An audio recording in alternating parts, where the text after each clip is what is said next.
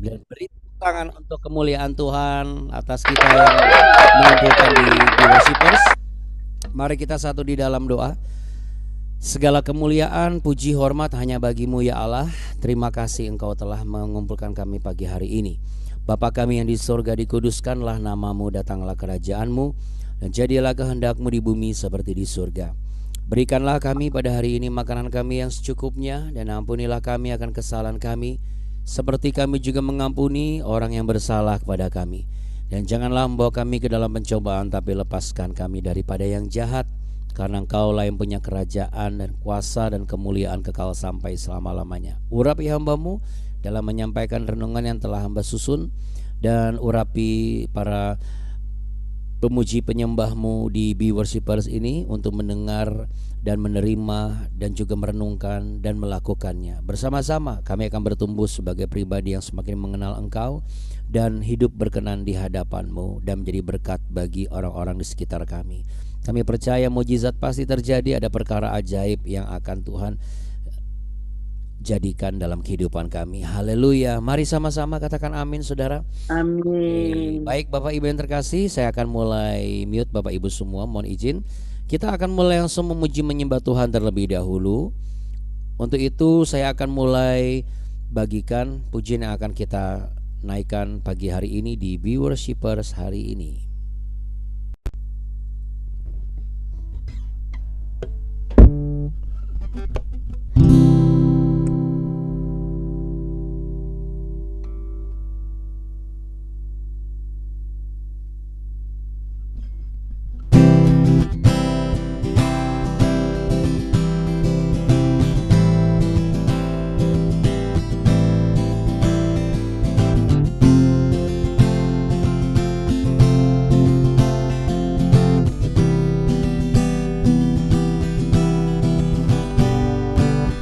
Ajarku berdiam dekat di hatimu, di saat ku berpaling temukan cintamu. Di sana kau menanti untuk bawaku lagi bersekutu dalam damai yang sejati. Oh, ku damba hadirmu. Oh, inilah rinduku. Hidupku hanyalah untukmu, segenap hatiku kagum akan kebaikanmu, dan nafasku menciptakan kasihmu. Ajarku berdiam dekat di hatimu. Oh,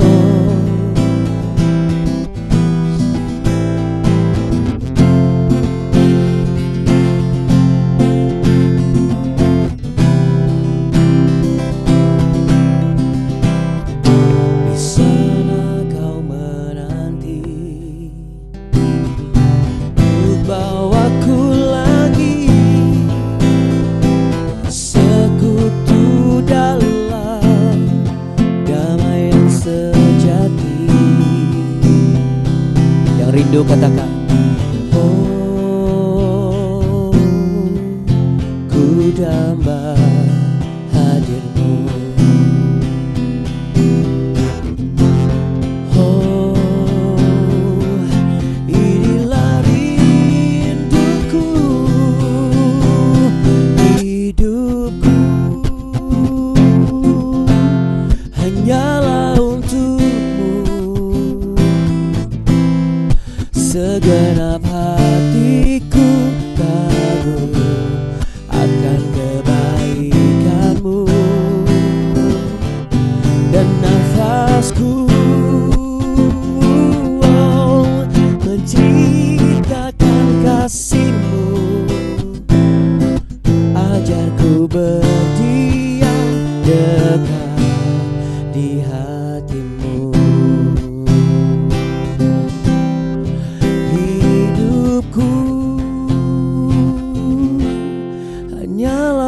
untukmu. Segenap hatiku kagum akan kebaikanmu, dan nafasku menceritakan kasih-Mu. Ajarku berdiam dekat di hati-Mu. Ajarku berdiam dekat di hati-Mu. Ajarku berdiam dekat di hati-Mu.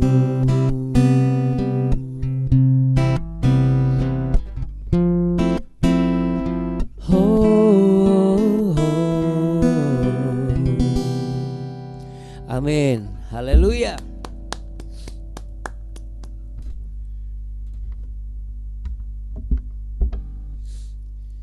Ya, Bapak Ibu, Saudara yang terkasih, sebelumnya saya ucapkan selamat Hari Ibu. Ya, tidak lupa untuk para pahlawan-pahlawan yang memang pendiam tetapi pendoa. Yang sepakat boleh senyum. Ya. Untuk para pejuang-pejuang yang tanpa kenal rasa gentar dan takut, sekalipun kalau lihat kecoa terkadang suka kaget dan lari terbirit-birit. Betul ya? Para kaum ibu yang tidak selamanya harus berani ketika harus ke kamar mandi atau ketemu dengan serangga atau mungkin kecoa atau kadal atau mungkin cicak dan sebagainya, tetapi berani membela kehormatan suami dan anak-anak. Betul para ibu? Iya. Bu Helmi senyum-senyum, habis ini langsung mana ada kecoa, enak aja gitu ya. Oke ya, artinya selamat Hari Ibu, puji Tuhan. Nah sekarang kita mau sama-sama melanjutkan di Nehemia. Kemarin kita belajar membudayakan kebiasaan untuk apa saudara? Tanya dulu ya. Dalam segala hal tanya dulu. Itu menghindarkan konflik, menghindarkan salah paham, menghindarkan kita menjadi orang yang tidak tahu aturan. Nah kalau ini dengan manusia bisa kita terapkan, pasti harusnya kita bisa juga terapkan kepada Tuhan. Kenapa? Karena Tuhan jabatannya melebihi direktur. Dialah direktur segala direktur. Dialah raja di atas segala raja. Melebihi jabatan orang yang ditampuk pemerintahan tertinggi di negeri ini. Karena ialah sang pemilik bumi ini dan segala isinya. Ia melihat dari atas. Berarti saudara, kalau kita tanya dari pandangan yang paling atas adalah langkah yang sangat tepat. Nah ketika kita datang kepada Tuhan melalui Be Worshippers ini adalah salah satu cara untuk kita bertanya dulu kepada Tuhan. Makanya jangan sampai enggak ikut BW. Betul sekali. Mari kita lanjutkan di kitab Nehemia pasal yang kedua. Karena melalui BW inilah kita bertanya kepada Tuhan.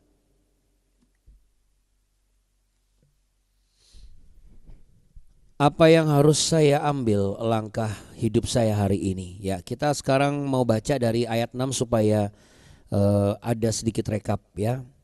Lalu bertanyalah raja kepadaku, sedang permaisuri duduk di sampingnya, berapa lama engkau dalam perjalanan dan bilakah engkau kembali? Dan raja berkenan mengutus aku sesudah aku menyebut satu jangka waktu kepadanya. Berkatalah aku kepada raja, jika raja menganggap baik, berikanlah aku surat-surat bagi bupati-bupati di daerah seberang sungai Efrat, supaya mereka memperbolehkan aku lalu sampai aku tiba di Yehuda. Pula sepucuk surat bagi Asaf pengawas taman raja, supaya dia memberikan aku kayu untuk memasang balok-balok pada pintu-pintu gerbang di benteng bait suci, untuk tembok kota dan untuk rumah yang akan kudiami. Dan raja mengabulkan permintaan itu karena tangan Allahku yang murah melindungi aku. Maka datanglah aku kepada bupati-bupati di daerah seberang sungai Efrat dan menyerahkan kepada mereka surat-surat raja, dan raja menyuruh panglima-panglima perang dan orang-orang berkuda menyertai aku. Ketika Sanbalat orang Horon dan Tobia orang Amon pelayan itu mendengar hal itu, mereka sangat kesal karena ada orang yang datang mengusahakan kesejahteraan orang Israel. Oke, ada beberapa bagian yang menjadi panduan untuk saudara dan saya hari ini.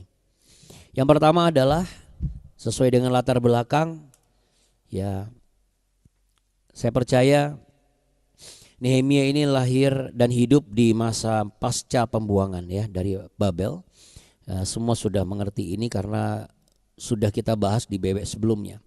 Kalau ada pertanyaan apakah Nehemia seorang nabi? Jawabannya adalah bukan, saudara. Ya, ia bukan nabi. Lalu apakah Nehemia seorang imam? Mohon maaf, dia juga bukan. Jadi menarik, saudara. Kalau Ezra itu abdi Allah, tapi Nehemia banyak yang salah kaprah. Nabi Nehemia sebenarnya bukan. Aslinya dia bukan nabi dan dia bukan imam. Karena dia itu apa? Ahli. Iya, dia juru minum Raja Persia Artasasta. Yerusalem itu kan sudah hancur kurang lebih sekitar 400 tahun, 140 tahun maksud saya.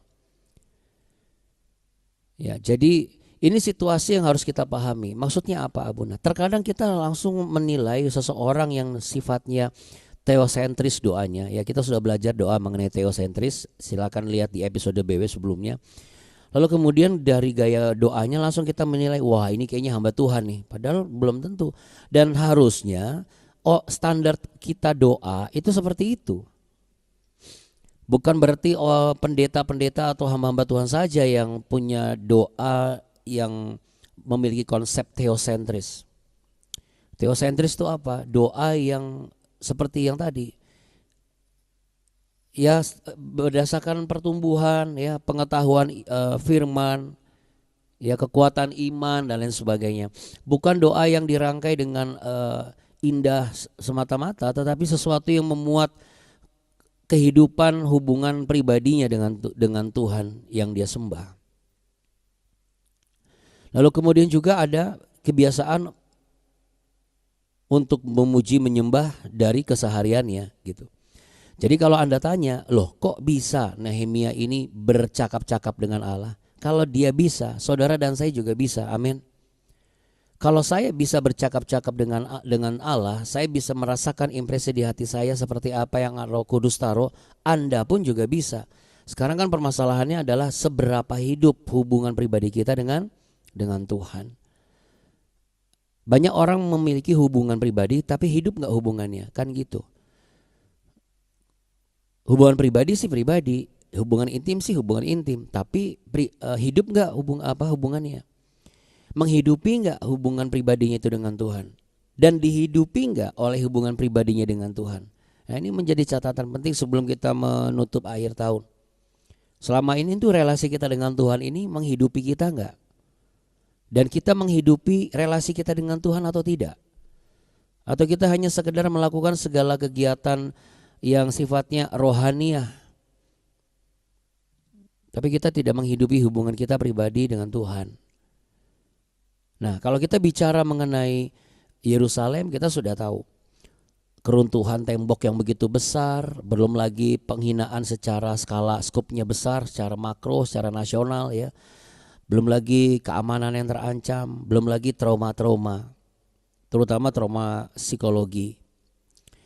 Saudaraku yang terkasih, Nehemia ini sekalipun bukan nabi, perlu Anda ketahui, dia ini berdoa selama 4 bulan. Ya. Baru setelah 4 bulan saatnya Tuhan berbicara, baru Tuhan berbicara. Jadi saudara, doanya tidak kelihatan.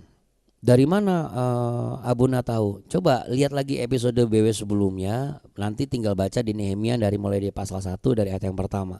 Diurutin semuanya, Anda akan tahu bahwa itu adalah sekitar 4 bulan. Ya, saudaraku yang terkasih, jadi begini, doa yang tersembunyi bukan berarti tidak memiliki jawaban nyata dari Tuhan. Ini poin yang kedua.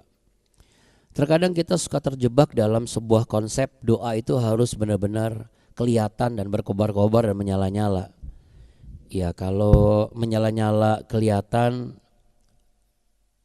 kelihatannya dari mana? Bukan dari nyalanya, tapi dari konsistensinya. Ada orang yang doanya menyala-nyala cuma saat-saat tertentu, saudara. Tetapi tidak selamanya dia bisa berkobar-kobar. Tapi jawaban Tuhan itu selalu ada dan nyata jikalau doanya itu benar-benar dia lakukan. Ada unsur dia menangis, ada unsur dia berpuasa. Jadi di dalam berpuasa pun bukan berarti berdoa puasa misalnya. Bukan berarti berdoa sambil berpuasa. Di sini Nehemia sangat menarik sekali lagi. Dia bukan dilatar belakangi oleh orang yang berpendidikan akademik teologi. Jadi dia tahu adalah saatnya menangis dia menangis, saatnya meraung dia meraung, saatnya puasa dia puasa. Dia meniatkan puasanya, dia meniatkan apa yang menjadi beban dalam doanya. Nanti saatnya berdoa dia bisa berdoa terus. Jadi poin yang kedua, setiap orang pengen gerak cepat hari-hari ini. Ya, fenomena yang terjadi adalah apa? Banyak gereja-gereja yang memang dan juga kantor yang menentukan dan memutuskan Natal lebih cepat dari biasanya, termasuk juga kami. Ini satu tren yang tidak diketahui apa penyebabnya. Tapi ini satu hal yang lumrah karena natur manusia adalah nggak mau berlambat-lambat. Kalau bisa cepet lah gitu. Kalau ditanya ya cepet jawab minimal kayak gitu. Padahal pas lagi ditanya, orang lagi ditanya ini lagi baru aja nelan 1 sendok ikan goreng, terus lidahnya lagi mengurai mana daging mana duri. Belum sempat minum teh hangat. Pengennya dijawab cepat, padahal dia harus nelan dulu, harus minum dulu. Ya, itu hal-hal yang sepele. Belum lagi adalah apa mengenai tugas, laporan tutup buku. Wah, itu tekanan orang kerja hari-hari di kantor itu lagi besar-besarnya. Belum lagi dengan digadang-gadang kabar tahun depan begini itu dan lain sebagainya. Tetapi Tuhan bicara bukan tentang bagaimana bergerak secara cepat, tetapi bergerak secara tepat. Mari kita belajar bergerak secara tepat untuk kita bisa memahami bagaimana cara mengatasi di tahun 2026. Mulai dari sekarang. Karena ini pasti akan memberikan sebuah perubahan yang drastis. Jadi kelihatannya lambat, tapi sebenarnya yang dikejar itu bukan timingnya, tapi akurasinya, saudara. Ya, ketepatannya. Jadi kita mau diingatkan untuk dibentuk, dilatih, bergeraklah secara tepat. Nah, tepatnya bagaimana? Di waktunya Tuhan. Karena iman yang sejati itu bukan yang sifatnya tergesa-gesa, tetapi taat pada timingnya Tuhan. Ya. Sama seperti yang ditanyakan, berapa lama nih perjalanan kamu akan kembali? Ibaratnya gitu ya. Nehemia tidak langsung menjawab secara spontan. Kalau Anda tanya kenapa, bukan karena yang nanya itu adalah seorang istri, artinya cuma permaisuri yang nanya, bukan rajanya yang nanya. Bukan, saudara. Bahkan ketika Nehemia, jika engkau pandang baik ya raja, ini pun bukan berarti dia tidak mengindahkan omongannya permaisuri, bukan. Tetapi ia memperhatikan, ia menyerap, ia menunggu timing yang tepat untuk menjawab. Jadi bukan jawaban secara spontan. Kalau Anda tanya kenapa? Karena dia sudah mendapatkan jawaban atau kejelasan dari doa yang dia panjatkan selama ini. Dalam waktu 4 bulan itu. Jadi saudara yang terkasih, untuk segala sesuatu ada waktunya. Kalau memang tahun ini sudah lebih dari 2 tahun, 3 tahun, 4 tahun, 5 tahun ke belakang Anda belum dijawab, 10 tahun doa Anda belum dijawab. Pengkhotbah 3 ayat 1 mengatakan untuk segala sesuatu ada waktunya. Amin. Bagi orang-orang percaya kita harus tetap pegang teguh pengertian ini. Karena di Mazmur 31 ayat 16 kalau tidak salah Enggak, ya tidak salah, harus benar ya, karena firman Tuhan. Dikatakan di situ ada bagian masa hidupku ada dalam tanganmu. Jadi kalau misalnya Anda merasa kayaknya saya cuma sampai tahun depan nih hidup. Makanya saudara, kalau ada ngerasa sesuatu yang aneh-aneh, gak usah dibesar-besarkan. Tiba-tiba gelenyeng, tiba-tiba ngerasa kayak apa ya, kayak ada yang hilang. Ya wajar semua, jangankan gitu, anak kecil pun juga bisa ngerasain kayak gitu. Namanya itu adalah sebuah fenomena kehidupan. Belum lagi kalau ibu-ibu wanita kan ada dipengaruhi oleh faktor hormonal. Kalau hormonnya lagi lancar, nah kalau hormonnya di masa-masa tua, masa senja, mohon izin, hormonalnya kan sudah tidak seperti masa muda dulu. Jadi wajar kalau merasa kayak ditinggal sendirian, ya wajar. Nggak ada masalah, bukan berarti tahun depan akan dipanggil Tuhan, bukan begitu saudara. Amin.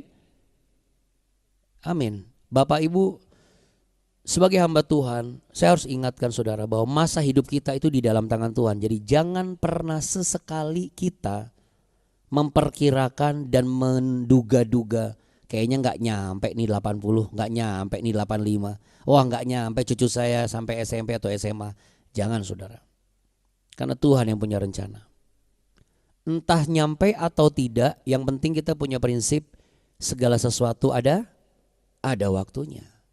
Jadi pertanyaan permaisuri kepada Nehemia itu sebenarnya bukan menunjuk kepada cepat balik gak, bukan. Tetapi merujuk kepada segala sesuatu ada waktunya.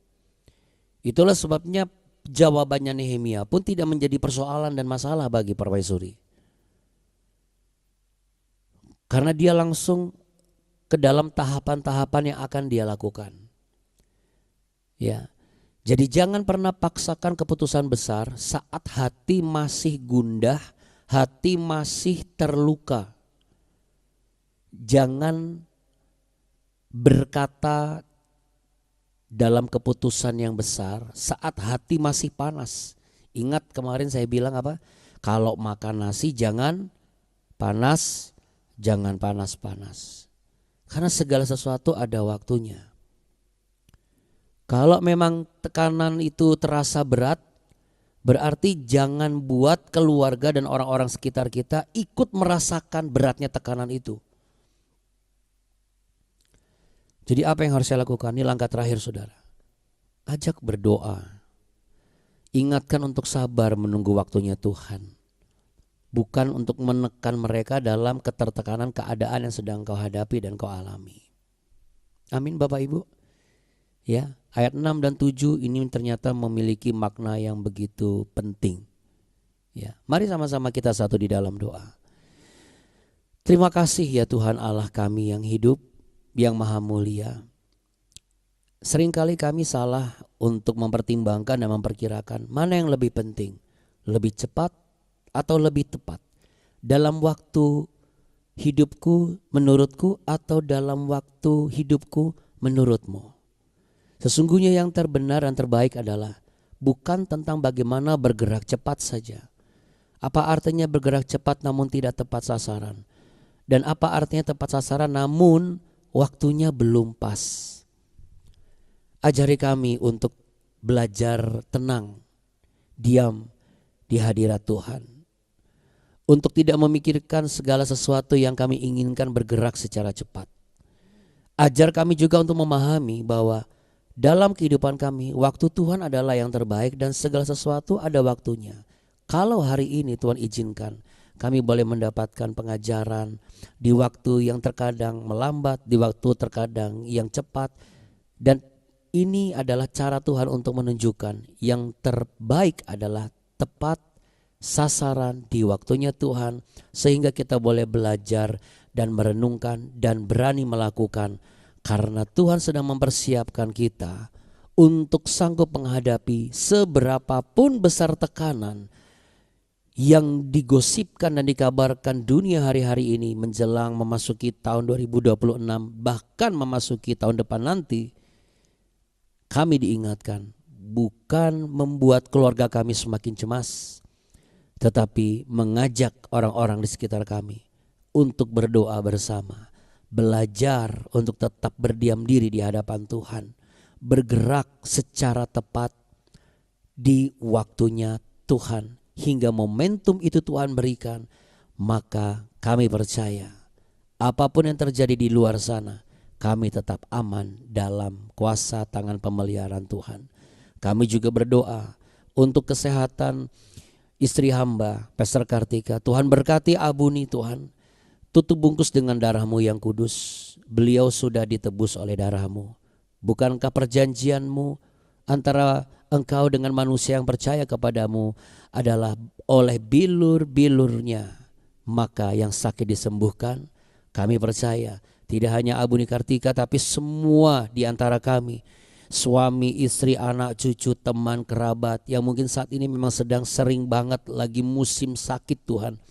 Tapi kami percaya, kami tidak perlu panik, kami tidak perlu takut. Kami dan mereka telah ditebus oleh darah-Mu.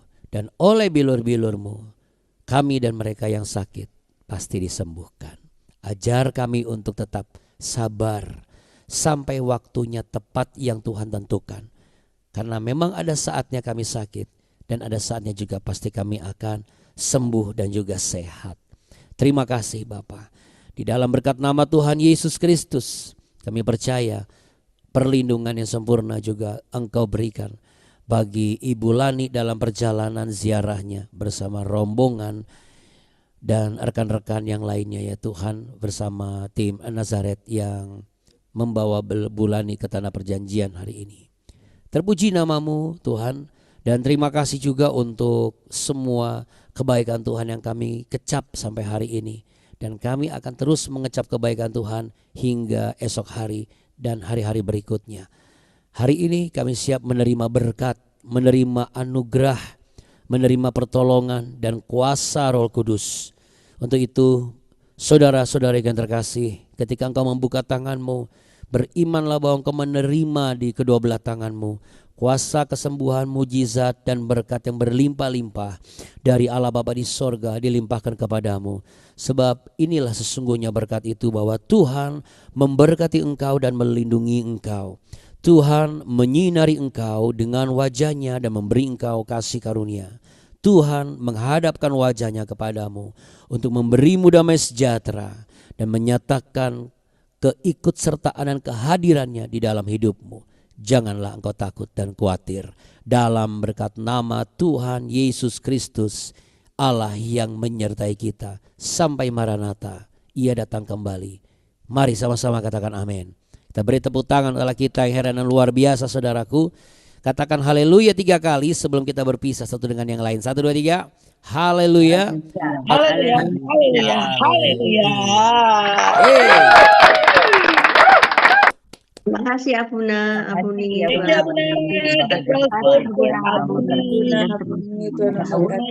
Hai semuanya. Tetap bersuka cita dan tetap dengan semboyan be worshipers. Apa saudara? Jangan kasih kendor. Jangan kasih kendor. Tuhan Yesus memberkati. Shalom. Bye. Sampai jumpa besok. Hati-hati di jalan. Jaga kesehatan. Amin. Shalom. Bye.